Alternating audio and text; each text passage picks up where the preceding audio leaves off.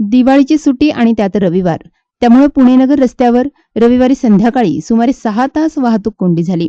अनेक प्रवाशांना त्यामुळे प्रचंड मनस्ताप झाला, तर रुग्णवाहिकेतील रुग्णांनाही याचा मोठा फटका बसला.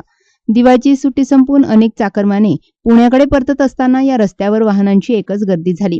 त्यातच रविवारचा कारेगावचा आठवडे बाजार आणि रांजणगाव येथे गणपतीच्या दर्शनामुळे होणारी वाहनांची प्रचंड गर्दी, त्यामुळे ही वाहतूक कोंडी वाढली होती. या कोंडीत विशेषतः महिला आणि लहान मुलांचे प्रचंड हाल झाले. संध्याकाळी 5 वाजता सुरू झालेली ही वाहतुकीची कोंडी रात्री 11 वाजता सुरळीत झाली. सरदवाडी, कारेगाव, रांजणगाव, शिक्रापूर, सणसवाडी, कोरेगाव, भीमा, वाघोली या रस्त्यावरील सर्वच गावांमध्ये या वाहतूक कोंडीने श्वास गुदमरला.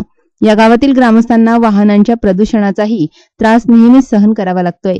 रांजणगाव एमआयडीसी आणि शिक्रापूर पोलिसांचे रात्री उशिरापर्यंत ही वाहतूक सुरळीत करण्याचे प्रयत्न सुरू होते. येत्या 2 दिवसात रस्त्यावरील गावांचं अतिक्रमण काढण्यात येणार असून त्यानंतरच हे रस्ते मोकळा श्वास घेतील, असंही यावेळी पोलिसांनी सांगितलं. सी मूव्हीज एन न्यूज साठी प्रतिनिधी सतीश डोंगरे, शिरूर.